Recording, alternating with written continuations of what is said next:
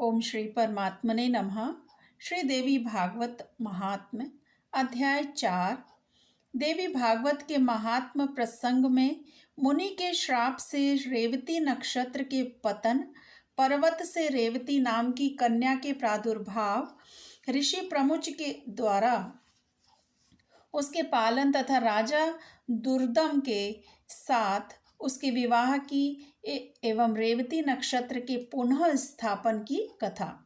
सूत जी कहते हैं, इस प्रकार की अत्यंत अद्भुत दिव्य कथा सुनने पर भी अगस्त जी की इच्छा शांत न हुई। अतः नम्रता पूर्वक उन्होंने पुनः श्री कार्तिकेय जी से कहा। अगस्त जी ने कहा, आप देवसेना के अध्यक्ष हैं, मैंने आपके मुखारविंद से यह अलौकिक कथा सुन ली। अब श्रीमद् देवी भागवत का दूसरा महात्म्य सुनाने की भी कृपा कीजिए। तो स्कंद जी कहते हैं, मित्रा, वरुण से प्रकट होने वाले मुने, अब यह कथा कहता हूँ सुनो, जिसके एक अंश में भागवत की महिमा कही गई हो, धर्म का विशद वर्णन हो और गायत्री का प्रसंग आरंभ करके उसका महात्म्य दर्शाया गया हो, उसे भागवत कहते हैं। भगवती जगदम्बिका से इस कथा का संबंध है, अतएव इसे देवी भागवत कहते हैं। ब्रह्मा, विष्णु और शिव सभी देवता उन भगवती जगदम्बिका की आराधना करते हैं। ऋत्वाक नाम के एक मुनि थे। उनकी बुद्धि बड़ी विलक्षण थी। उनके यहाँ समयानुसार पुत्रोत्सव हुआ। रेवती का चौथा चरण गंडांत होता है, उसी में उस बालक की उत्पत्ति हुई। मुनि ने उस लड़के की जात कर्म आदि सभी क्रियाएं सविधि संपन्न की। चूड़ाकरण और उपनयन आदि संस्कार भी संपन्न किए। महात्मा ऋत्वाक के यहाँ जब से उस पुत्र का जन्म हुआ, तभी से वे रोग और शोक से चिंतित रहने लगे। क्रोध और लोभ उन्हें सदा घेरे रहते थे। माता की भी यही स्थिति हो गई। उसे निरंतर अनेक रोग सताने लगे। वह उदास होकर सदा चिंता में डूबी रहती थी। वह लड़का भी उद्दंड हो गया। तब मुनि अत्यंत चिंतित होकर सोचने लगे कि कौन ऐसा कारण है, क्या ऐसा कारण है जिससे यह मेरा पुत्र महान दुष्ट हो गया है। उस समय उस लड़के ने किसी मुनि की स्त्री को हठपूर्वक छीन लिया था। वह ऐसा प्रचंड मूर्ख था कि माता पिता की शिक्षा पर बिल्कुल ध्यान ही नहीं देता था। तब ऋत्वाक मुनि अत्यंत खिन्न होकर कहने लगे, मनुष्यों को पुत्र ना हो यही अच्छा, किंतु दुराचारी पुत्र हो जाना किसी स्थिति में भी ठीक नहीं है, क्योंकि दुष्ट पुत्र पितरों को स्वर्ग से नरक में ढकेल देता है। वह जीवन पर्यंत पिता को केवल दुख ही दुख देता है। कुपुत्र और पाप परायण संतान से पिता कभी सुखी नहीं हो सकते। ऐसे पुत्र जन्म को धिक्कार है। उस पुत्र से न मित्रों का उपकार होता है, न शत्रुओं का अपकार ही। जगत में वे ही पुरुष बड़भागी हैं जिनके घर सुपुत्र होने का अवसर सुलभ है। सदाचारी पुत्र दूसरे का उपकार करता है और माता पिता को सुखी बनाए रहता है। दुराचारी पुत्र से कुल नष्ट हो जाता है। जगत में अब कीर्ति होती है, इस लोक और परलोक में दुख सहने पड़ते हैं तथा अंत में नरक की यातना भोगनी पड़ती है। कुपुत्र से कुल नष्ट हो जाता है। दुष्ट स्त्री मिलने से जन्म की सार्थकता जाती रहती है। उत्तम भोजन न मिलने से दिन व्यर्थ चला जाता है तथा कुमित्र से सुख की आशा भी निष्फल हो जाती है। स्कंद जी कहते हैं, इस प्रकार दुष्ट पुत्र के नीच व्यवहार से दुखी होकर वे श्री गर्ग जी के पास गए और उनसे पूछने लगे। ऋत्वाक मुनि बोले, भगवान, आप ज्योतिष शास्त्र के आचार्य हैं। मेरे पुत्र के दुराचारी होने का कारण क्या है, यह मैं आपसे पूछना चाहता हूँ। बताने की कृपा करें। तो मैंने गुरु की सेवा में तत्पर रहकर विधि पूर्वक वेदाध्ययन किया, ब्रह्मचर्य व्रत का पालन करके उचित रूप से विवाह की विधि संपन्न की स्त्री के साथ रहकर सदा मैं गृहस्था धर्म का पालन करता रहा, समुचित रूप से पंच यज्ञ की क्रिया संपन्न की। विप्रवर, मुझे नरक का भय सदा बना रहता था, अतः काम संबंधी सुख की इच्छा न करके मैंने केवल पुत्र प्राप्ति के लिए शास्त्रानुसार गर्भाधान किया। मुने, फिर भी माता अथवा पिता किसके दोष से मुझे यह ऐसा दुराचारी पुत्र प्राप्त हो गया? यह दुखदाई पुत्र परिवार में अशांति फैला रहा है। ऋत्वाक मुनि की यह बात सुनकर ज्योतिष शास्त्र के पारगामी मुनिवर गर्ग जी ने सभी कारणों पर विचार करके कहा। गर्ग जी बोले, मुने, पुत्र के दुश्चरित होने में न तुम कारण हो और न माता तथा न ही कुल ही। रेवती का अंतिम चरण गंडांत होता है, वही कारण है, क्योंकि मुने वही निंदित वेला तुम्हारे इस पुत्र के जन्म समय बीत रही थी, अतएव तुम्हें दुखी करना इसका स्वभाव बन गया। दूसरा कोई भी कारण नहीं है। ब्राह्मण, तुम उस दुख को दूर करने के लिए जगत जननी भगवती दुर्गा की आराधना करो। यत्न पूर्वक सुपूजित होने पर वे संपूर्ण विघ्न शांत कर देती हैं। गर्ग जी की बात सुनकर ऋत्वाक मुनि क्रोध से मूर्छित हो गए। उन्होंने रेवती को श्राप दिया वह आकाश से गिर जाए। उस समय नक्षत्र मंडल चमक रहा था, उधर सबके नेत्र लगे हुए थे। इतने में ही मुनि के श्राप से रेवती आकाश से टूटकर कुमुदगिरी पर आ पड़ी। रेवती के गिरने से वह पर्वत रैवतक नाम से प्रसिद्ध हो गया। तब से उस पर्वत की शोभा और भी अधिक बढ़ गई। यों रेवती को श्राप देने के पश्चात मुनिवर ऋत्वाक गर्ग जी के कथानुसार भगवती जगदम्बिका की आराधना करके सुख और सौभाग्य से संपन्न हो गए। स्कंद जी कहते हैं, रेवती नक्षत्र का जो तेज पर्वत पर पड़ा, उससे एक कन्या उत्पन्न हो गई। जगत में अनुपम सुंदरी होकर वह दूसरी लक्ष्मी की भांति शोभा पाने लगी। रेवती के तेज से प्रकट होने वाली उस कन्या पर प्रमुच ऋषि की दृष्टि पड़ी। उसे देखकर वे प्रसन्न हो गए और उसका रेवती नाम रख दिया। महर्षि प्रमुच का आश्रम कुमुदगिरी पर था। उस कन्या को वे अपने स्थान पर ले आए और पुत्री की भांति धर्म पूर्वक उसके पालन पोषण की व्यवस्था कर दी। जब कुछ समय बाद वह सुंदरी कन्या युवती हो गई, तब उसे देखकर कौन इसके योग्य वर होगा, यो मुनि विचार करने लगे। बहुत अन्वेषण करने पर भी उस कन्या के अनुरूप वर पाने में उन्हें सफलता न मिल सकी। तब वे अग्निशाला में जाकर अग्निदेव की उपासना करने लगे। अग्निदेव प्रसन्न हुए और कन्या के वर के विषय में मुनि से बोले, मुने, सदा धर्म में तत्पर रहने वाले पराक्रमी शूरवीर प्रियभाषी तथा युद्ध में पीछे न हटने वाले राजा दुर्दम इसके पति होंगे। अग्निदेव की यह बात सुनकर मुनि के मन में प्रसन्नता छा गई।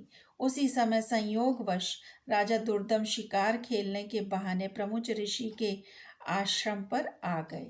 वे बड़े बुद्धिमान, बलवान और शक्तिशाली थे। उनके पिता का नाम विक्रमशील और माता का नाम कालिंदी था।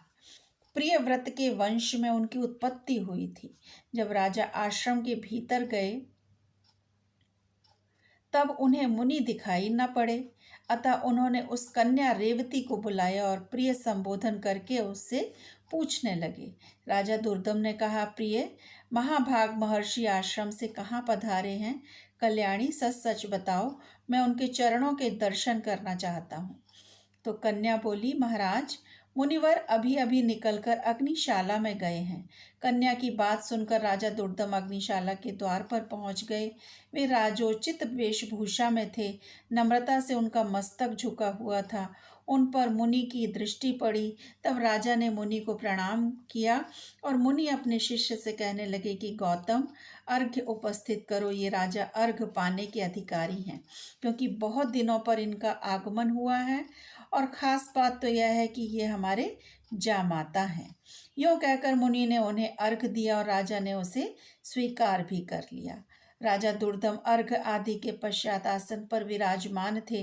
मुनि ने प्रचुर आशीर्वाद देकर उन्हें संतुष्ट किया और कुशल पूछी। कहा, राजन, तुम्हारी सेना, खजाना, मित्र मंडली, भृत्य वर्ग, मंत्री वर्ग, देश, नगर और स्वयं आत्मा में किसी प्रकार की अशांति तो नहीं है ना? तुम्हारी पत्नी की तो कुशल पूछनी ही नहीं है, क्योंकि वह तो मेरे यहाँ ही ठहरी है। इसी से मैंने उसका समाचार नहीं पूछा। अन्य लोगों की कुशल कह सुनाओ। राजा ने कहा, भगवान, आपकी कृपा से सर्वत्र कुशल है ब्राह्मण, पर मुझे यह बहुत आश्चर्य हो रहा है कि आपने मुझे जामाता कहा है। अतः मेरी कौन सी पत्नी आपके यहाँ है? ऋषि बोले, राजन, जो जगत में अद्वितीय सुंदरी है, वह रेवती नाम की तुम्हारी पत्नी यहाँ है। वह किस प्रकार तुम्हारी भार्या हुई, यह रहस्य तुम नहीं जानते। राजा ने कहा, प्रभु, मेरी सुभद्रा आदि भार्याएं घर पर हैं, उन्हीं को मैं जानता हूँ भगवान। रेवती के संबंध में तो मुझे कुछ भी पता ही नहीं। ऋषि बोले, राजन, तुमने अभी जिसे प्रिय शब्द से संबोधित किया है, वही तुम्हारी प्रेयसी भार्या है। एक क्षण भी तो नहीं हुआ तुम इसे भूल गए। राजा ने कहा, मुने, आप जो कह रहे हैं वही ठीक है। मैंने वैसे ही प्रिय शब्द कहकर बुलाया, परंतु मेरी कुत्सित भावना नहीं थी। इस विषय में आप मुझ पर अप्रसन्न न हो। ऋषि बोले, राजन, तुम बहुत ठीक कहते हो, तुम्हारे मन में कोई बुरा विचार नहीं था, किंतु अग्निदेव की प्रेरणा से तुम्हें ऐसे शब्द का उच्चारण करना पड़ा। इस कन्या के पति कौन होंगे, यह बात अभी मैंने अग्निदेव से ही पूछी थी। उन्होंने कहा है, राजा दुर्दम इस कन्या के स्वामी होंगे। इसे कोई टाल नहीं सकता। इसलिए राजन, मैं यह कन्या तुम्हारी सेवा में समर्पण करता हूँ। इसे स्वीकार करो और तुमने उसे प्रिय शब्द से जो संबोधित किया था, उस विषय में तो कुछ विचार ही नहीं करना चाहिए। मुनि की यह बात सुनकर राजा चुप हो गए। अब मुनि उनके विवाह की विधि संपन्न करने की व्यवस्था करने लगे। पाणी ग्रहण संस्कार करने के यत्न में संलग्न मुनि को देखकर उनसे कन्या ने कहा कि पिताजी, उचित तो यह है कि आप मेरा विवाह रेवती नक्षत्र में ही करने की कृपा करें। तो ऋषि बोले, वत्से, अनेकों वैवाहिक नक्षत्र हैं, फिर रेवती में ही क्यों विवाह करें? रेवती तो इस समय नक्षत्र मंडल में है भी नहीं। कन्या ने कहा, रेवती से भिन्न नक्षत्र में मेरा विवाह संस्कार समुचित न होगा। अतएव मैं आपसे प्रार्थना करती हूँ, इस नक्षत्र में ही मेरी वैवाहिक क्रिया संपन्न करने की कृपा करें। ऋषि बोले, पूर्व समय की बात है, ऋत्वाक मुनि ने रेवती को नक्षत्र मंडल से नीचे गिरा दिया था। अब वहां उसका स्थान ही नहीं रहा। फिर उसी नक्षत्र में विवाह कर होने के लिए तुम क्यों अपनी प्रसन्नता प्रकट करती हो? तो कन्या बोली, क्या केवल ऋत्वाक मुनि ने ही तपस्या की है? मन, वाणी अथवा कर्म से ऐसी तपस्या करने की क्या आप में योग्यता नहीं है पिताजी? आप तो जगत की रचना करने में समर्थ हैं। मैं आपका तपोबल खूब जानती हूँ। अतः आप रेवती को नक्षत्र मंडल में पुनः स्थापित करके उसी नक्षत्र में मेरा विवाह कीजिए। ऋषि बोले, तुम्हारा कल्याण हो। तुम जैसा कहती हो वैसा ही होगा। मैं तुम्हारे लिए आज ही रेवती नक्षत्र को सोम मार्ग में स्थित करके उसी में तुम्हारा विवाह संस्कार संपन्न करूंगा। स्कंद जी कहते हैं, अगस्त, इस प्रकार कहकर मुनि ने अपनी तपस्या के प्रभाव से उसी समय रेवती को नक्षत्र मंडल में पूर्ववत स्थापित कर दिया। फिर उसी नक्षत्र में वैवाहिक विधि के अनुसार मुनि ने राजा दुर्दम को वह रेवती नाम की कन्या सौंप दी। विवाह कर देने के पश्चात मुनि ने राजा से कहा कि वीर, तुम्हें क्या पाने की इच्छा है, कहो, उसे मैं पूर्ण करने को उद्यत हूँ। तो राजा बोले, मुनिवर, मैं स्वयंभू मनु का वंशज हूँ। आपकी कृपा से मुझे मनवंतर का अधिष्ठाता पुत्र प्राप्त हो, यही अभिलाषा है। मुनि ने कहा, राजन, यदि तुम्हारी ऐसी इच्छा है तो भगवती जगदम्बिका की आराधना करो, तब मनवंतर का स्वामी पुत्र तुम्हें अवश्य प्राप्त होगा। श्रीमद् देवी भागवत 5वां पुराण है। उसकी 5 आवृत्तियां श्रवण करने से तुम अपने मन के अनुसार पुत्र प्राप्त कर लोगे। इस रेवती के गर्भ से 5वां रैवात नामक मनु होगा। उसे वेद की पूर्ण जानकारी रहेगी, शास्त्र के सभी रहस्य उसे ज्ञात होंगे, धर्म में उसकी निष्ठा रहेगी और वह युद्ध में कभी पराजित न हो सकेगा। मुनि के यूं कहने पर राजा ने उनके चरणों में मस्तक झुकाया और पत्नी को साथ लेकर वे अपने नगर को चले गए। पितामह की राजगद्दी पर बैठकर उन्होंने शासन आरंभ कर दिया। राजा दुर्दम बड़े बुद्धिमान और धर्मात्मा थे। वे उसी प्रकार प्रजा की रक्षा करते रहे जैसे औरस पुत्र की जाती है। एक समय की बात है, महात्मा लोमश जी राजभवन पर पधारे। राजा ने प्रणाम करके उनका स्वागत सत्कार किया और हाथ जोड़कर उनसे कहने लगे। राजा ने कहा, मुने, आप सर्व समर्थ हैं, मुझे पुत्र पाने की इच्छा है, अतः आप श्रीमद् देवी भागवत नामक पुराण सुनाने की कृपा कीजिए। राजा की बात सुनकर लोमश जी को बड़ा आनंद हुआ। वे कहने लगे, राजन, तुम धन्य हो, तभी तो त्रिलोक जननी भगवती दुर्गा में तुम्हारी ऐसी भक्ति जागृत हो गई है। जो भगवती जगदम्बिका देवता, दानव और मनुष्यों की परम आराध्या है, उनमें जब तुम्हारी भक्ति हो गई तब फिर तुम्हारा कार्य सिद्ध होने में क्या संदेह है। अतएव राजन, मैं तुम्हें श्रीमद् देवी भागवत पुराण अवश्य सुनाऊंगा। उसके श्रवण मात्र से कोई भी पदार्थ पाने को शेष नहीं रह जाता। ब्राह्मण, यूं कहकर लोमश जी ने शुभ मुहूर्त में कथा आरंभ कर दी। राजा दुर्दम सब पत्नीक बैठकर विधि पूर्वक कथा की 5 आवृत्तियां सुनते रहे। कथा समाप्त होने के दिन उन धर्मात्मा ने अत्यंत आनंद के साथ पुराण और मुनि की पूजा की। नवार्ण मंत्र से हवन किया, कुमारी कन्याएं जिमाई गईं। वे सब पत्नी ब्राह्मण भोजन में सम्मिलित हुए और सबको दक्षिणा देकर संतुष्ट किया गया। कुछ समय व्यतीत होने पर भगवती की कृपा से रानी को लोक का कल्याण करने वाला गर्भ रह गया। गर्भ की अवधि पूर्ण होने पर ग्रहों के उत्तम योग में रानी ने पुत्र प्रसव किया। उस समय संपूर्ण मंगल प्रदान करने वाला मुहूर्त बीत रहा था। पुत्र जन्म की बात सुनकर राजा के मन में अपार हर्ष छा गया। उन्होंने स्नान किया, स्वर्ण के कलश रखे गए और उनके जल से जात कर्म आदि क्रियाएं सुचारू रूप से संपन्न की गई। ब्राह्मणों को दान देकर संतुष्ट किया गया। तदंतर समय पर यज्ञोपवीत हुआ तथा अंगों और उपांगों सहित वेद पढ़ाने की राजा ने व्यवस्था कर दी। फिर रैवत नाम से विख्यात वह बालक संपूर्ण क्रियाओं का पारगामी धर्मात्मा, धर्म का प्रवचन एवं अनुष्ठान करने वाला परम पराक्रमी तथा अस्त्रवेत्ताओं में सर्वश्रेष्ठ निकला। तदंतर ब्रह्मा जी ने रैवत को मनु के पद पर प्रतिष्ठित कर दिया। श्रीमान रैवत मनवंतर के स्वामी बनकर धर्म पूर्वक पृथ्वी पर शासन करने लगे।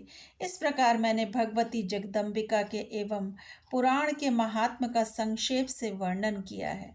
उस विस्तार पूर्वक कहने में तो कोई भी समर्थ नहीं है। सूत जी कहते हैं, अगस्त जी ने श्रीमद् देवी भागवतम के महात्म एवं विधि सुनने के पश्चात स्वामी कार्तिकेय जी की पूजा की और पुनः अपने आश्रम को लौट आए। देवी भागवत के महात्म का वर्णन जो कोई पढ़ता और सुनता है, इसे सुनने और पढ़ने वाला पुरुष जगत में भोगों को भोग कर अंत में पुनरागमन से रहित हो जाता है। ओम जय माता दी। यदि आपको मेरा चैनल और मेरे वीडियोस पसंद हैं तो मेरे चैनल को सब्सक्राइब करें और वीडियोस को लाइक और शेयर करें। जय माता दी।